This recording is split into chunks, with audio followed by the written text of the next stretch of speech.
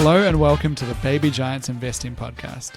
Join us as we chat about the weird and wild world of small cap investing, all while searching for the precious few fast-growing businesses that have a shot at becoming industry giants. This podcast is for entertainment purposes only and should not be relied upon as the basis for investment decisions. Podcast guests and their clients may maintain positions in the securities discussed in this podcast. Right. Genuine good news this week, though, boys. So that's great news, right? What's good? What's genuine good news? Didn't you share with us how at least part of the world is getting reforested slowly? Oh, yes, I did. Oh, that's a good one. Yeah, that's a good one. Yeah. Mate, this is advanced carbon capture and storage right there. Yeah, so deforestation peaked in the 80s, as in the rate, not the total amount, but the rate of deforestation peaked then, has come down quite a bit. And we have reforestation in many parts of the world. So I think it was Scotland's forests are back to where they were 1,000 years ago. France is back on the up. And it's kind of like this argument, perhaps hopeful vision, but the countries go through stages. They go through a developing industrial stage where they cut down a lot of trees and they start replanting them. And more and more countries are getting into the stage where they're at the replanting now. And so you have more forests coming back on instead of less. Yep, that was some good news. Yep. What else do we have? Google launches Gemini, a powerful AI model it says can surpass GPT-4. Interesting one because the stock didn't really move that much on the news. And I don't know, you look into it, like the demo apparently was a bit faked. Like they actually pre-recorded a lot of it. Probably is a bit better than GPT-4, but it's basically like the same as GPT-4. So I don't know. Google's in this tough spot where they're like releasing amazing technology a few months later. And if they just released that 3 months ago, we'd be like, wow, Google takes the lead, you know? But they're just like keeping up basically so far. Yeah. I wonder if it's also, there's something to be said for what's happening at the cutting edge from a research angle, but there's also show me the product. Where's the killer app here? You know, like how are you going to, okay, that's really cool. No one's questioning that that's not cool. Who's going to pay for this in specifically what way? What's the business model here? How does it all work? I mean, show me the money, I suppose is where we're at. I read this interesting thing about how at the moment AI, like a lot of the stuff it does isn't actually stuff that's economically very valuable. And so like freelancers doing copywriting, like that is, you know, it's not a super high paid position. Basically, like how is OpenAI going to justify, you know, $100 billion valuation? It is an interesting point, which is like a lot of the work that it's doing now isn't. And then people would say, like Andreessen Horowitz is like, well, this will do all the work of a lawyer. And the article is just going to point out that's not how the world works. Like we still, even if you had something that did all the work of the lawyer, there would still be lawyers for like at least decades, right? Because our system wouldn't trust an AI tool to be doing it, even if it was really, really good. And same with medical stuff. Like people say, oh, it could learn everything like a doctor. It's like, it won't be allowed to be a doctor. Like in what world would that be happening? It's not close to happening. Yeah, I mean, there's a lot of different uses for this AI as well. Like the thing I was reading was about large language models, but of course there's other cool stuff being done. Like that's just one of the avenues of AI, right? So we had the other good news of Google finding, what was it, 2 million potential new, crystal structures, basically new materials. Oh, yes. 200,000 of them high probability, very similar to like AlphaFold about how protein structures fold to predict which ones will be viable. And so, yeah, like the idea that we could lead to new material science, I think that's kind of like the stuff that could probably have more real world impact. I'm still holding a flame up for the room temperature superconductor, by the way. Exactly, the world's moved 100%. on, but I'm still quietly hoping on the sidelines that we crack that. 200,000 new materials will be that, hopefully. I definitely think that, I wonder how many people like me pay the subscription for ChatGPT, but mostly just because they want to have the novelty of it. Like, there's no possible way I get value for my subscription. Like, I would be. I think that's a really good point, Claude, because I actually have been tracking OpenAI's website traffic for the last 6 months, and it was falling for a few months there. Like it was, you know, the most hyped thing ever, like first to 100 million, and it got a huge amount. Like it was getting like 1.8 billion hits in a month. So it's like a lot of traffic still, but it started falling and everyone's like, oh, it's just because kids have gone back to school. Like it's all kids. I'm like, I don't think it is just that. I think it's the novelty wearing off. And yeah, I think that's it. I think people basically have it. A lot of it's still novelty. And it's like, it's an incredible product, but it just doesn't, it's weird to say that it hasn't found the use case yet because it can do so much. But yeah, it's at that phase where we haven't built enough. It's definitely it's a massive net. Like obviously it's whatever, it's $30 a month or something like that. But in terms of the value I get for that at the moment, very, very low. Like it doesn't really save me time. It doesn't really give me any insights I couldn't get otherwise. I think the most useful thing it does is sometimes it saves me time. But then if you counter in all the times I've tried to use it and it's just not been useful, like it's a wash, you know what I mean? But I guess I'm partly why I pay for it is because I'm like, well, I kind of want to figure out how to use this in a way that does save time. But at the moment, given that half the time I try to use it for something, it doesn't end up helping me, I would say it's like, it's not saving me time. But then there's certain things that it does, like actually probably the most useful thing that I've found for it so far is trying to narrow down places to search for like a property that I might want to be invested in. Really? Huh. Yeah. It does so that like, with Australian geography and stuff. yeah. So if it's like certain, like, you know, it can be useful in terms of, I guess it has the ability to get through a lot of information and try and like, for example, you know, tell me where there might be stuff there where there's population growth and it's close to a river and whatever it's definitely going to do a better job than your average real estate agent. Let's be real. Let's not get them started. It's not hard. It's not hard. No, but even that, you know, like, I don't really know. Like, it's just, yeah, it's novelty value. I do wonder if it is, again, just for some context here, this thing is a year out of the box, right? Is it a proof of concept tech demo that's yet to have found its real commercial, you know, footing? Are we in the Gartner hype cycle at that peak of inflated expectations? And do we have to go through what's it called, the trough of disillusionment before we hit that slope of enlightenment and the technology starts coming through? I feel as though, to me, that's where it is. And I think some of these valuations can actually be sensibly supported even if it's like contained within fairly narrow intellectual grunt work kind of stuff. If I can have a $30 a month subscription or $300 a month subscription replace one full-time equivalent, I think a lot of people will find immense value in that, even if that's fairly narrow in its application. Yeah, I think that's fair. I think just what we've already had delivered with GPT-4, the multimodal capability, we could take years to fully digest like what we could do with it. So I think there's still a lot to be wrung out. But it's just kind of an interesting counterpoint that I was reading of like, maybe this won't actually have that much. We need something else to really affect productivity.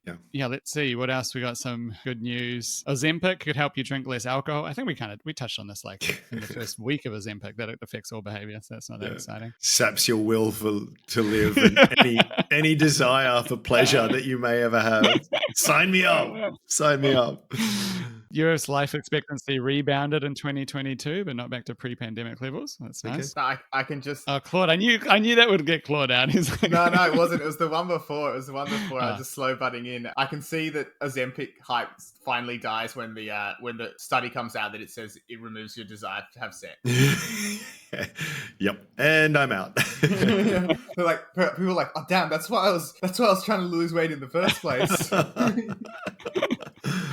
What else am I going to say? Reproductive startup launches test to identify an embryo's genetic defects before an IVF pregnancy begins. So I guess testing, it's another definitely coming. I'm surprised it's not even here already. One other bit of news, it's not really like good news, but yeah, there's a chart that I saw. I don't know if I actually shared this one with you guys, but a foreign direct investment into China on a quarterly basis and had been run rating at $80 to $100 billion. It's now gone negative in Q3 of 2023 to $12 billion. Quite a stunning one. I probably should have sent this through before. But yeah, I think that's probably one of the biggest stories. If I have a story at the moment, maybe we'll segue this into some predictions for next year, that I just think is like, I don't know, it feels bigger than it's getting enough attention for maybe. Maybe that's how I'd put it. I did see that as well, but that's still like, there's still a ton of foreign investment in China, right? It's just less than the before. No, it's negative. No, it's fallen. It's leaving. 12 billion.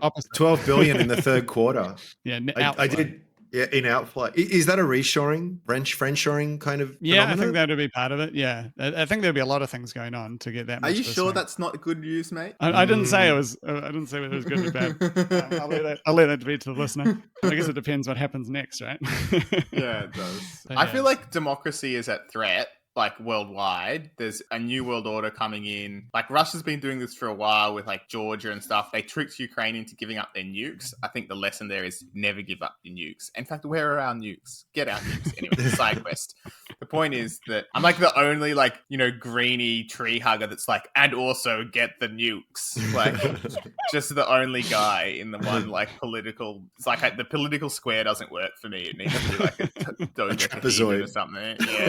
Yeah. Yeah. So ultimately, what I care about more is let's make the democratic good times last as long as possible. Mhm. Because, I mean, we've lived in such a beautiful moment Yeah. in the world where we get, every guy and his dog can have a podcast and we can talk, we can say what we want. Like, we basically, you can't say absolutely anything you want. And honestly, I think the Australian defamation laws are out of control. But you get to say most things what you want. And if you do say the wrong thing, you're not going to get killed for it. And that is key. Mm-hmm. I like it. Good. Round of applause. Yep. I'm on board with your party policy for that one. So in order to keep these like democratic countries that are sort of truly free, we basically need to be self-sufficient in the democratic free world. Because if you become dependent on somebody who's, it's an authoritarian dictatorship, they have shown already they're going to start trying to interfere with your politics and use that power. They don't want you saying the wrong thing. Luckily I'm probably relevant enough not to like attract attention. Yeah. Anyway, I would take a slightly different take in that I think it's good when enemies trade, right? Like that mitigates war and aggression. Like when both parties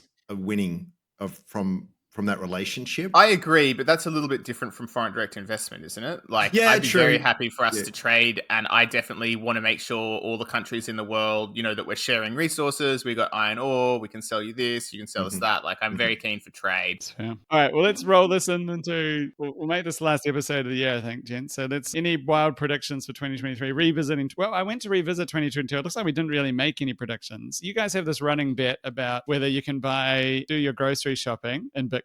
And I think you are supposed to buy Claude a beer every year until that can happen. I knew it. I knew I would do a beer. Yes.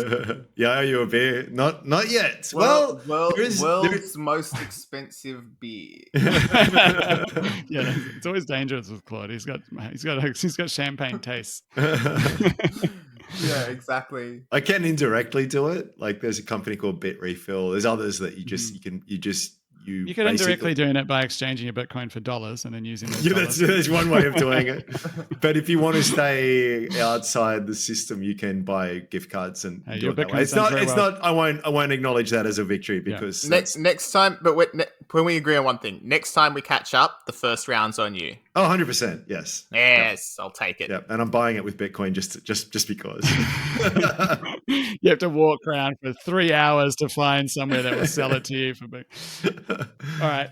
Yeah, but there wasn't that many predictions. I think we talked about like that, at least that I could see when I went back to the episode. I couldn't see us making any predictions for this year, really. We talked about 2022's ones. But yeah, any predictions for the next year? So therefore, we're off the hook, I guess. Unless any listener correct us. Perhaps we did. Perhaps I missed the episode. I'm so convinced we did do predictions. And I know that because pretty sure that the two predictions I made fell flat on their faces. Well, you might have doubled down on your 2022 ones. Your 2022 ones were property. Well, and by the way, I'm totally tripling down next year as well because I feel as though there's a broken clock element at play and eventually I'll be right. So one of them was definitely property. And I think on aggregate, Aussie property's up 10% this year. So like, nice one. My prediction is that Andrew buys a house in 2020. Yeah. Well, that's the plan. I'm trying to. Okay, so what are your predictions for? So then property will fall. Yeah, this is a funny combination. 10% fall. I'm calling it. The peak will be the day after he buys the house. Yeah, 100% what's going to happen. 100%. We'll announce it on the pod, everyone. And the steepest part of the fall will be the gap between when he signs the contracts and actually pays the money. Very quick rant. I've got to put this in now because we actually put an offer in on Monday for a house. Called up the agent and she goes, "No, it's already sold." I was like, what? It's like, I saw it on Saturday. It's Monday morning. And she goes, yeah, we had a lot of offers. Like, and you didn't think to call me, the person who there's like, I'm very interested. I will be in touch. And you've got one job. You've got one job and you couldn't be bothered to make a phone call. Like it blew my mind. This is the way you do it, mate. It's a very inefficient market. You have to go to a lot of inspections, even of houses that you don't not like that much. So you meet all the real estate agents who might have a house in the area that you like. And then make sure they like know your face and your number and they know you have the money ready to go and tell them exactly what you want. Yeah. And then eventually someone will come along who is, semi-competent. Look, I think that the ideal buy is you don't want to buy off a chancer like me who's like trying to like double their money. You want to buy off someone who's loved the house, lived in the house for their entire life pretty much and held on to it. And they're either at the end of the life liquidating or they've already passed away. And so when that happens, it's invariably family members who've got this like administrative task of selling the house. They just want to get it done and sell it quickly. There are probably multiple people who want the money. Like it's not getting the absolute highest price to the last $50,000 isn't the priority. The priority is getting this admin task done, and we all get a windfall. Well, I can put anyone in that situation. I can put you in contact with an agent who's just going to take the first offer and then go. And in her words, I was at the beach all day yesterday, so I couldn't call you. So anyway, I'm just going to let that one simmer. Anyway, then you buy the property off market before it ever gets advertised. Off market. Oh my God. God, I hate these terms. It's on the market, right? Just because you've decided not to advertise it. Again, the one job that you were paid to do. Buy the property unadvertised. This is the people, I won't name names, although I probably really should, but I don't want to shoot myself in the foot. Is just like, we've got a response to the defamation letter to the body. We've got a VIP list. So it's like, what does that mean? It's like, well, you got to come to us because we sell pre-market. Like, what? That doesn't make any sense. And I don't know, call me crazy, but if I was selling the most valuable asset in my possession, I'd want as many people to know about it as possible. Call it a crazy strategy. Maybe it's a little bit thinking outside of the box here, but yeah, I'd probably do that. And the other thing I would do is I would not put an upper limit on the amount that I would want to accept, which seems to be in the area we're looking at the way you put a range on. So it's like, this is the minimum we want. Okay, checks out. Makes sense. Get that. That's kind of how it works. But then they also put a maximum. What? So you're telling me you don't want more than this upper limit? Like, the whole thing is madness. It's madness. All right, fellas, 20 minutes in, probably time to talk about some stocks. No, we haven't finished our wild predictions yet. Yeah. So there's mine. Yeah. So two, and I'm doubling down, and then I want to hear your guys. So wait, can you put in the contents though that this is the point when we started talking about stocks? So the guys that just skipped the first bit, they're listening now. Hi guys. But now they're just disappointed because we're not talking about stocks anymore. Tricked out. Well, we kind of are talking about stocks. All right, go. Prediction. Okay. Go. Bitcoin 100K. Bitcoin 100,000 USD. 100,000 USD. 100,000 USD in 2024, if not more. And then I said I'm tripling down. And what's your upper limit? What's your upper limit? No, just kidding. I could get to I don't know. Let's pull out a number out of the where the sun don't shine. We'll go for $250,000 upside. Okay, all right. And your other one? Aussie property down 10% minimum. Property down 10% after you buy. At this point, no one's rightly taking any of this seriously, so I'm just leaning into it. Claude, you got anything? You go first. I'll go last. It's not really wild anymore, but I think Trump re-elected is like very high probability now, and I don't think that's discussed. I think that there's like articles now, it's like, oh, maybe we should think about this, but I think it would be like 80% probability or something that Trump gets re-elected, and I think it's a very different world in a lot of ways, and I think that that's probably the dominant geopolitical thing to think about this year because I think it shapes a lot of stuff, including probably Fed policy. So that's probably the biggest one. Yeah. I think that there's a lot of room for it's pretty dark. Both those dark. I think there's a lot of room for there's a lot of little conflicts kind of bubbling away that we're not talking about, like Serbia, Kosovo. Venezuela's basically announced like a week ago that it was going to annex Guyana or part of Guyana's territory. There's all these little things and that could just pop up. So I wouldn't say that's enough to be a prediction because it's like obviously there'll be some conflict somewhere, but it does just feel like there's a lot of things not getting enough attention that could seize the limelight quite easily. I think on that, Matt, I think I think a lot of people, countries, operators, agents around the world are a lot more emboldened with the US situation. Well, basically, and they've already come out and said, "Oh God, Ukraine, we love you, but money's a bit too tight to mention at this point, right?" And it's sort of like, is the US really gonna? If I'm Venezuela, are they really gonna get involved in a third conflict when they've got no budget whatsoever and no political mandate to do this? I feel as though that's a huge thing. And then Trump will come in and just fan the flames of all of that. So I think that's a good one, Matt. I like that. Yeah, I think that's exactly it. End of Pax Americana, end of the idea that there's one big global cop. I think I think that you're right on your prediction. Trump gets in, and I think that also that's the end of Pax Americana, and quite possibly we won't find out for another 4 years after that, but maybe the end of American democracy as well, which is a very scary thought. I'm not going to go that far. I'll retain my optimism. That's a big one. Mate, this time they're going to get, if Trump gets in, absolute night of the long knives stuff, like they're going to, well, except hopefully not killing people, but they're going to absolutely not arrest exactly them, like that, but yeah. They're going to like clear out all of the institutions and make all the institutions, destroy the institutions that like keep democracy going, have all their people in it, and then try and like keep it like that forever. So that's not great. My New Zealand bunker idea is looking better and better all the time. I like that You need idea, to get but the bunker first. the problem is you need to get to New Zealand when things I know. dicey. So for me, it's got to be Australia. Australian bunker. All right. Well, that's a hopeful start. In terms of other predictions, like I guess more of a markets-based one, but without naming any specific stocks. Look, my thinking is that I think insurers and reinsurers are probably, I think the outlook for them is not good over the next 10 years.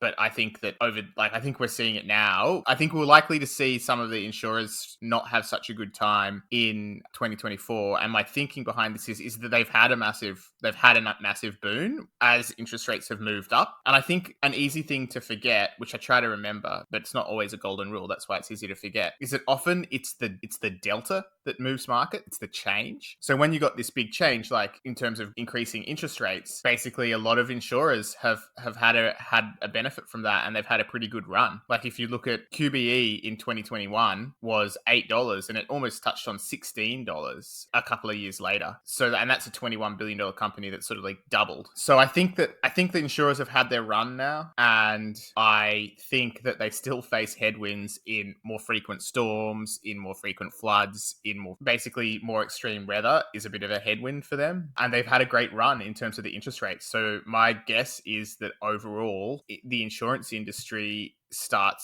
has a much worse year. I don't know if that's a wild prediction, but I like that. I like that. Makes sense. That only really matters. Like, it's only going to start to matter overall to society is like if the insurance industry starts like breaking down or whatever, because obviously actually being able to get insurance for like sort of risks is like a massive benefit to society. So that's why it's like sort of one thing that I watch. Like if I was gonna like choose a time to start like trying to move to the bunker, I think like when big insurers are failing left, right, and center would be the time. I don't think we're there yet, but I think that things are going to get harder for them now. That's a fair leap.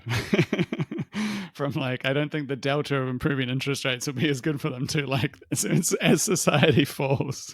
Insurance. Okay, I have no position in any actual insurance companies, and I think that insurance premiums will continue to like rise. But if I was going to like make a like insurance failed, then yes, that would be a sign of the end a short position that I was like, this is supposed to be a hedge against everything going to hell. Betting against insurance companies would be an interesting one. Yeah, fair enough. All right, let's get into some companies. Claude, you recently wrote up Genex. Should we just give a quick overview of what that is? We can jump into chatting about it. Genex Power? Yeah, for sure. So Genex is actually probably the most attractive renewable energy company on the ASX now, or like pure play, as you might call it. Subscriber of mine, James, he suggested it ages ago, and I was really slow getting to it. You know, it's one that I've always had on my watch list because I think that it's doing good stuff. And their main innovation is to try and combine renewable energy with pumped hydro. So like an old gold mine, the idea is they've built this whole engineered this structure where they pump when the wind is blowing and the sun is shining, they pump the water to the higher one, and then they can make it dispatchable energy whenever they like. Pretty cool innovation. I'd love to see it succeed. Then the question is, you know, is the stock good value though? And that's always been where I didn't manage to sort of make the case. Now, this is an interesting one because its major shareholder, Skip Capital, which is actually co-founded by one of the co-founders of Atlassian, so well cashed up, that's actually tried to take it private before at higher than the current share price. But the deal didn't go through. The share price has languished at a lower level ever since. And even though there's this definite, and Skip Capital, by the way, is still on the register, the largest shareholder. So I reckon there probably still is a possibility, and supposedly it was Skip Capital's partner that, you know, that decided to walk away more so than Skip Capital. So I think that there's still a possibility that there is a takeover offer eventually. And obviously those guys have done modeling that says, well, it's going to work and it's going to pay off and it's going to be a great sort of investment. Where I get to though is that even though it does have some revenue already, it has solar, it has batteries, it's got a lot of irons in the fire. It's got some short-term stuff coming online, which is, for example, in calendar year 2024, the pumped hydro stuff's supposed to come online. That'll be huge for it. They're trying to 3x their revenue pretty much in the next next couple of years, or next 3 years, I should say. So really come online as a business. It's an interesting potential inflection point. The only thing that I run into is that even if you sort of back of the napkin take their word for it, that they can get 70% plus EBITDA margins, and take their word for it, they can get 80 million revenue plus, they're still not that cheap based on, things going to plan. I don't think they're crazy either, because once they get things up and running, they probably have really long-term cash flows, and obviously actually power generation that is renewable has much less OPEX costs. So you're always in the game, right? There's never a point where it's like, this is losing us money. If the wholesale power price drops, it's like you're always making a profit. So it does have some really beneficial aspects to it, and of course dispatchable, so you can take advantage of those peaks and stuff. But having said that, it's just not obvious. Basically I'd probably pay this at the current price once I knew that they're actually going to succeed with their plan, which we will know in the next year or so, couple of years, or at least more indication that it's going to work. Like, it would be lovely to see their actual pumped hydro plan up and running, and then that's a huge de-risking point. Now, it may be that de-risk happens and the share price goes up, and then it's like, and then I'm sitting there thinking, it's still too expensive, and the stock has doubled. So I'm not saying that I'm 100% right, and I'm not saying that it's a super overvalued stock either. I'm just saying where's the free bite that I'm getting as an investor? That's what we're trying to do, right? There are times when you actually say, I think it's reasonable, but it's actually such a good company. It's a great place to put my capital. I do that sometimes with like the high quality businesses, but this is a capital intensive business. It hasn't quite proven its thing. It's not really there yet for me to be like, this is a high quality stayer. I'm just going to buy it even though it's not that cheap, just because it's a cracker. The thing is, it's just not proven yet. I'd pay the current price once I knew that it works, basically, is kind of where I landed with it. Of course, I could be wrong, but that's just I've been looking at this for years now, and that's pretty much always where I've landed. Yeah, 10 times trailing sales is up there. So you can it's going to be a meaningless metric given what's happening before people write in, it's like, yes, but as you said, all this generation is coming online, so you've got to look forward. What'd you say, a tripling in revenues? So obviously makes it much more palatable. But it does seem as though there is that expectation to some degree, at least in the price. And I guess the only other comment I was going to make is, and we've talked about this before, but I would there are times where EBITDA is not an unreasonable metric, but in the case of a company with a lot of hard fixed assets that depreciate, in very real ways, that seems like a bullshit metric to me. Yeah, I think that's fair. I think Claude's point is basically it's just not that cheap, and I think that's probably right, and it probably won't be because there's a lot of demand. Everyone wants to own something that is like clean power asset, right? As Claude said, it's like the pure play. So I just think there's so much demand still from capital that is seeking to invest that way, particularly the super funds, a lot of different things, even internationally. So I just think it's something that probably won't be cheap either. Like, I could just see it trading on like a higher multiple for a longer time as a result. But I think a lot of it, I agree with a lot of what Claude said. Like, pumped hydro is the best form of storage if you have the nature that works to support it, and everything else that goes with it. I have a friend who likes it for like ethical investing reasons, and I guess he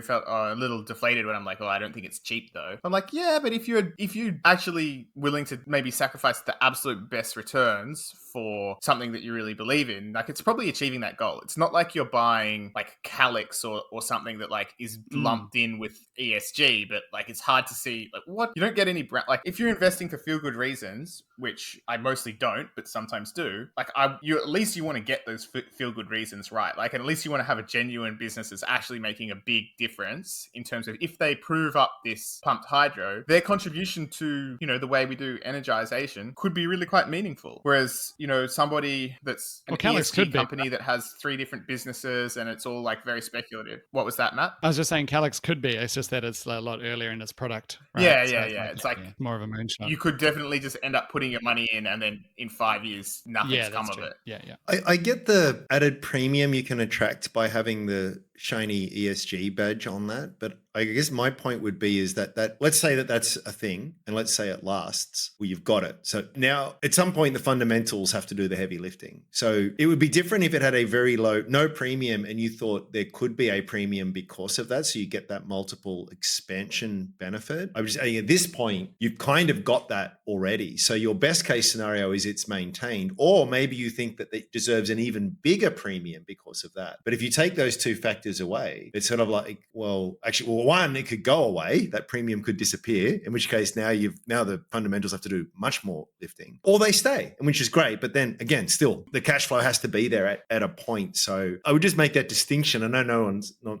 arguing against this, but just to say that they will have a premium because of this label. Okay, great. But they've got that. Tick. That lever has been pulled. You've got that. Good for you. Unless you think that it's going to get even more of a premium, I would say it's a non-factor. In fact, now it's a risk factor because the premium could disappear. I'd be much more interested on when that premium is not there. And then I've got that sort of free kick up my sleeve type thing. You know what I'm saying? Like, yeah. If there's a shift in sentiment in future, and basically there's less demand for this type of stuff. Yeah. But even if you say no, it will be there forever. It's like, okay, great. So normally, if this was a company doing other things and it would trade on a P, exactly the same per share earnings trajectory, it'd have a PE of 15. Well, now it's got a PE of 30. It's like, okay, great, and it will stay there forever. Okay, great. But again, that's a consistent. Now I need the EPS lift to drive it. What I'll say in its defense, which I probably should have written in the article, which I kind of regret not writing in the article, is like you definitely do see a lot of these renewable energy companies getting taken private. Like we've seen a few. That's partly why there are so few on the ASX, is that like they do get taken out once they do have the solid profit and dividend. You definitely do see like that they can get taken private, basically. So like examples would include Infigen, like it was listed for years, things started to look good, taken private. WindLab listed for a few years. I reckon it was going to do all right. Quite liked it. Got taken private. But those people taking it private, I don't know enough about the deals, but will obviously, by definitionally, you take away sort of any market sentiment sort of factors as a private enterprise, and so it has to stack up because they're going to have to pay a premium to take it private, I assume, to get it out of the hands of existing holders, many of whom are there for the feel good reason. So it's sort of like, okay, that's fine, but that is still driven by a expectation that the cash flows are going to ramp up significantly. And Do you guys think ESG fund flows? So that was actually an interesting thing that they've started to reverse, basically, or you've had them die right away and actually reverse slightly in most recent quarters. I don't know if you guys, we talked a bit about before, Claude, about your thoughts on ESG becoming like a triggering word or like being overused, etc. But yeah, I think that it's healthy. You know, basically, if you look back 10 years ago when I started Ethical Equities as my blog, actually it was more than 10 years ago, I still managed to get, I really should make more of it, but I still managed to get a heap of traffic from a list of ethical stocks at A Rich Life. Like, it's just like early doing that. What not ruined it, but what really made it icky is that the early movers in ethical investors really generally were good faith. Like, they're not trying to say they have all the answers. They're just trying to do the best they can. They're like Australian Ethical Investments, which if there was a stock I was going to buy for feel good reasons, it might be that, I'll tell you, because they have their own Australian Corporate Centre of corporate responsibility.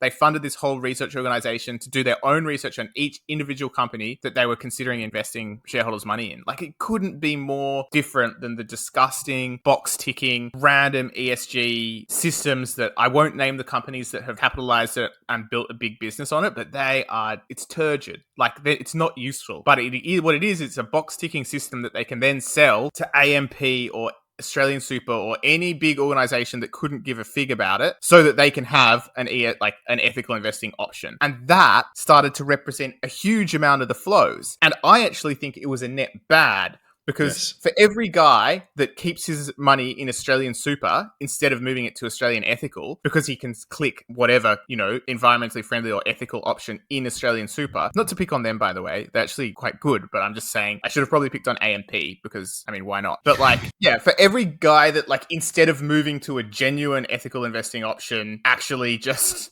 clicked a box in their existing provider, that was a lost opportunity for actual ethical investing. But in any event, I just don't think the tick boxing adds a whole lot. The outcomes you were getting is that you can still be it was clearly adverse to what the person intended when they selected the ethical option. Their money still ended up in companies that they wouldn't have appealed on because, Exxon or whatever might have really good gender diversity and then so gets a whole bunch of ESG points for that. It's just not what people care about. There will be very many people who choose to do ethical investing because they don't want to invest in fossil fuels, but there will be very few people that choose to do ethical investing because they want to only invest in companies that have half their board members being women or something like that. It's just not, the product's not matching the intention of the people who are then putting their capital in the product. And that's why I say it's been a turgid trend. And if some of that unwinds, so be it. Yep. I mean, it's just cynical now at this point. I don't think there's anything ethical about it. It's just a branding exercise that a lot of corporates have done, and it's a shame. So I do think that is waning. I think people are seeing through that. I would never invest solely on that basis personally.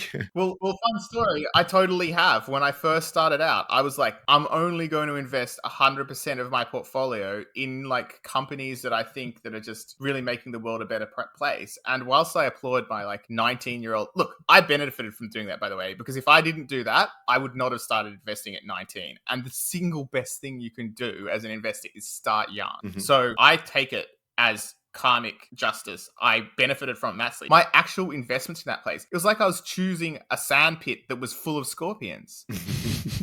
This experience totally informs how I write at A Rich Life now and how I've conducted myself at everywhere else that I've worked, and how I will go always. If I am a journalist covering it or giving recommendation or whatever I'm doing in this space, my idea is to help people understand the outlines of a sandpit that doesn't have scorpions in it. Like, this is where you can play. Like, if you get to know, 50 small cap and bigger cap growth stocks, these are the ones, and they're going to have a way disproportionate level of zeros, and there should be a couple of big winners in there, and then, your fate is your own. But that has been a huge mission of mine. But then the problem with that, and this is why before too long I'm going to retire out of this game, is if you stick your neck out and start saying like, mate, you think Redbubble at $7 is your high quality safe sandpit? I'm telling you, you've strayed off into the outside the sandpit where the snakes are. That is actually, a brown snake nest or whatever it is. And you do that and people just hate you for it. Nobody likes you for that. So it's like completely unrewarding. And I'm like kind of getting jack of it. The point is that in order for me to like feel like I was helping, I needed to take this experience I had when I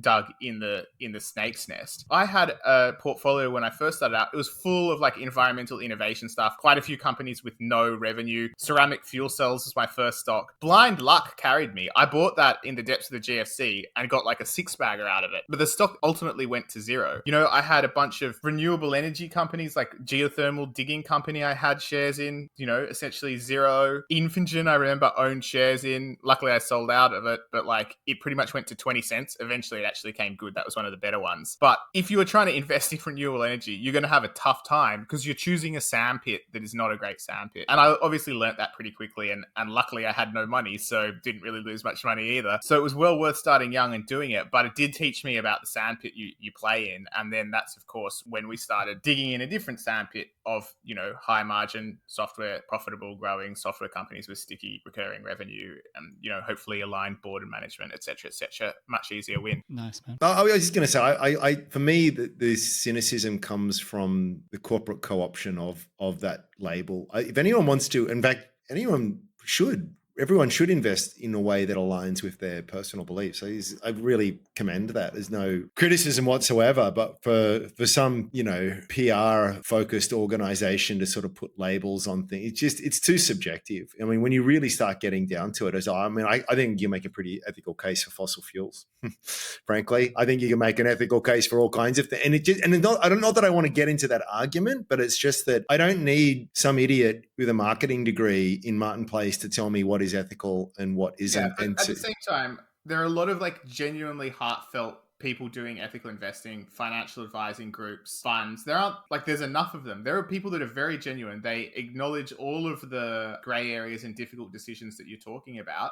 And they're actually there to just try and get their clients into a thing that aligns with what the clients want. And I think that's a great service and I'm all for it. And if more people did that, despite the diversity of views, or perhaps because of the diversity of views, that's how we end up getting a better result for society. So I'm all for that genuine side of things that acknowledges the individuality and fluidity of it, but you still need help achieving that. But just to bring it back to Genex, I actually think Genex is not one of the blow-up. I think it's one of the better ones within this space, which is why I've followed it for so long. You're having a go at Generation Exit at first. Yeah, Andrew was triggered. Why are you bringing that into it, man? Yeah. Back off. No, Genex. Oh, Genex. You're fine. Gotcha.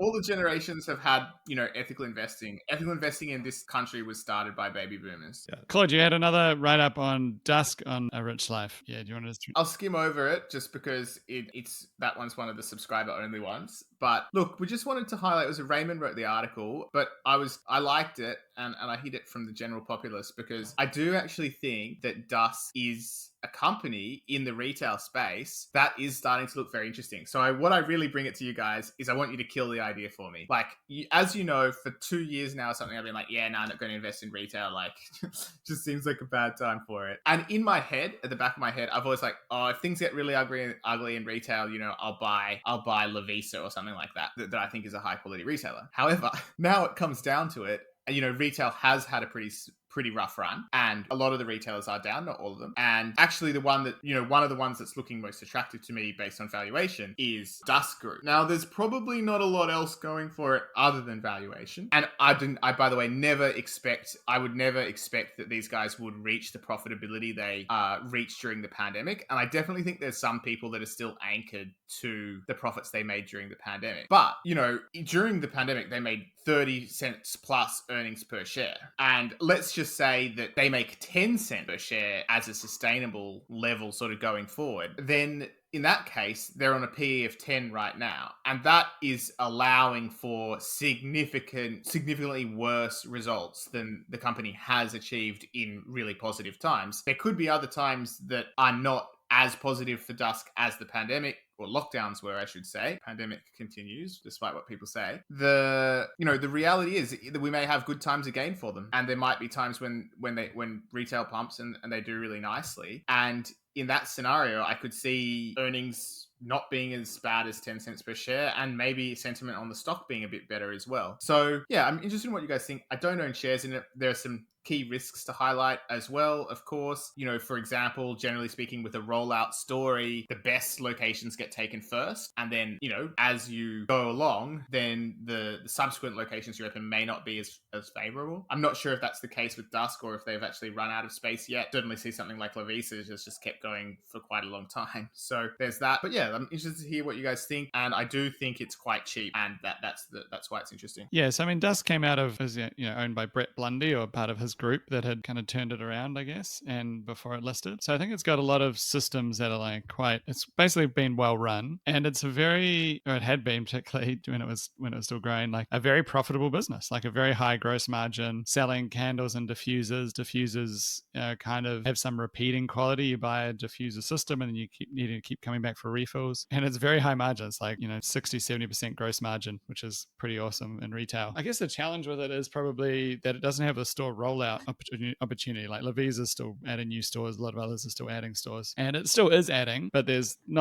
only expanded to New Zealand, and only that's kind of dipping its feet. So there's just less opportunity for growth, basically, because it's already grown to have a lot of stores in Australia. Still is adding more, but there's just less of that. And then at the same time, you've got the roll off of the good times, for them at least, of the pandemic, where people were spending more time home, or at least spending a lot more on that kind of stuff at home. And then I think this year you've got two things this year, I guess. You've got, so like for like sales are down 12%, I think, year to date, something like that, versus last year. So you gotta own it, knowing that sales will fall. And I think it's just kind of a tough position to know, like, when does that bottom happen? At the moment, I think they're being hit harder than some other retail sales, because a lot of they're kind of in the renter belt, like a lot of their customers. So I guess the question is, like, part of it's like a macro question in a way. It's like, when does that plateau again? When does that good time come? How far away? But it is so cheap now that I think it's interesting, right? If they can just plateau at this level or not fall much further, then you should have a really good outcome. Another interesting thing with Dusk is how, if it gets picked up by overseas investors. So I've seen many US-based investors look at it and get very excited, but frankly, that had been happening for a long time. So it's not just at $1; they've been at $2, $3, etc. So I don't know if that should, it's just an interesting one, because we have a few of these small caps in Australia that get attention overseas. That's such a good point, Matt. And I need to check if it's actually, I'm not sure if I actually ever have made it free to read or whatever, but there's an article called Dusk Shares Re-Rating, Here's My Plan. And essentially, I was basically basically saying, I'm going to sell my Dusk shares. This was a while ago. And yeah, Dusk was it was a weird little hype stock that got discovered by a lot of people, and it had really great results and etc. in the good times of the lockdowns for it. And bizarrely, it got discovered by like these Spanish investors. And look, I don't know for sure, but I think just tracing the diffusion of this stock idea is that one Spanish blogger sort of wrote a Substack or similar on it, and then that got picked up by like a bigger Spanish YouTuber. And remember back, a lot of back in those days, there were a lot more people who were buying stocks on the basis of YouTube videos. Like these young guys who got their YouTubes and they're giving sort of dicey research in YouTube format for people that find it too difficult to read an article. There were a lot of people actually buying on the basis of this sort of people. They often had very poor, if any, disclosure or transparency about what their position in the stock was and how they're basically monetizing their business. And there was, basically a huge YouTuber was like putting this out, and I was just like thinking about it. We've got a bunch of guys that don't even have English as their first language that like think they've got a market edge on like some Australian retailer. Probably half of them never been to Australia. They could look up the suburb that a Dusk store's in, doesn't mean anything to them. Basically, you could not have somebody for whom it would be hard to have it. Like, it's like who the patsy is at the table, right? Like, and it's not you for once, and there's some other guy. So don't be on the same trade as the guy that's the patsy. Your job is to be on the side of the other side of the trade of the patsy. So I was just like, we're never getting bigger patsies than this. This was a brilliant thing. Even Peter King, right? The CEO had sold shares, like large amount of shares. There was insider selling at the same time that these like, what is it, tesis de inversion or whatever that's going out to Spanish people. None of them even mentioned the CEO selling. The people that are probably viewing this video that might be 2 weeks old, would they even know how to access ASX announcement and see if there was CEO selling or whatever? Like, it's just like, that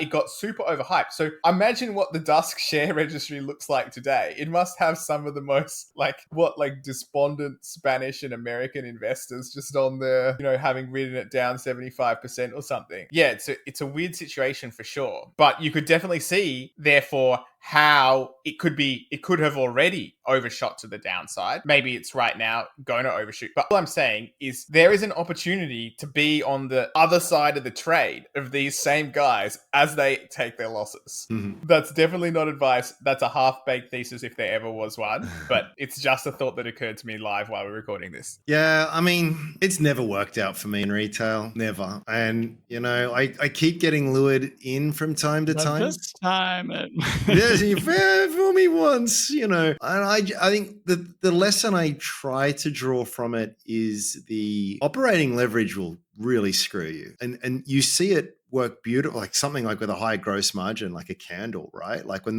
your inventory turnover is high, you make a squillion, but it just, that phenomena goes in reverse, and those earnings can compress much more than you think is possible. And I'm mindful of the value trap phenomena that is particularly prevalent in retail. So I'm sure there is a time to probably buy something like this. I just don't know if I have the guts to do it. For something is completely non-discretionary, I don't see the moat other than the systems process operational one that Matt pointed to, which isn't the most durable and strong of moats in the first place. And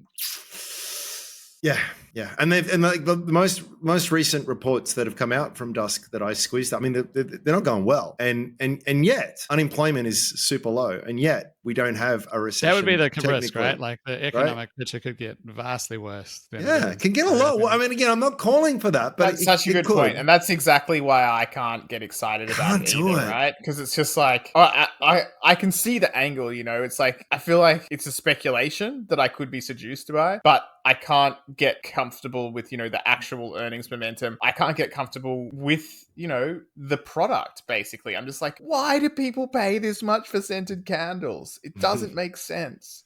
So much in retail doesn't make sense to me. And I've learned that is probably not actually a particularly useful insight.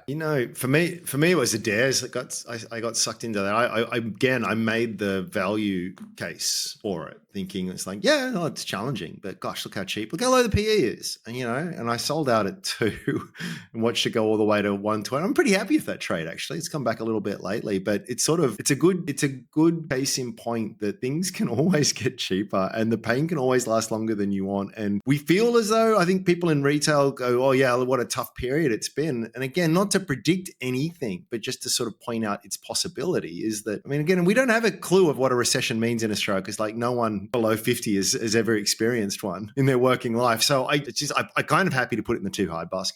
Yeah, I could rant about just the pointlessness of paying this amount of money for the candles and the diffusers and stuff. Like there are other cheap stocks as well, right, in retail, like Michael Hill Jeweler. And to me, I could just easily understand why, no matter what, at some point, like most people are going to buy a ring or something for somebody, you know? So I can at least understand why someone's doing that expenditure. Whereas with Dusk, nah, I don't get it. Now it will triple. All right, guys. Well, let's wrap it up there. You're welcome. Our last one. So, yeah, Merry Christmas to everyone. Happy New Year, and we'll see you all in the new year. Thanks for listening, everyone. It's been so rewarding to have you guys, tweet or email us or just let us know that you've listened to the pod. We feel like we're friends having a chat, and it's great to have you with us. Here's to a prosperous 2024. Fingers crossed. Except for property investors. All right. All right. Bye. We'll see you guys. Thanks. Happy New Year.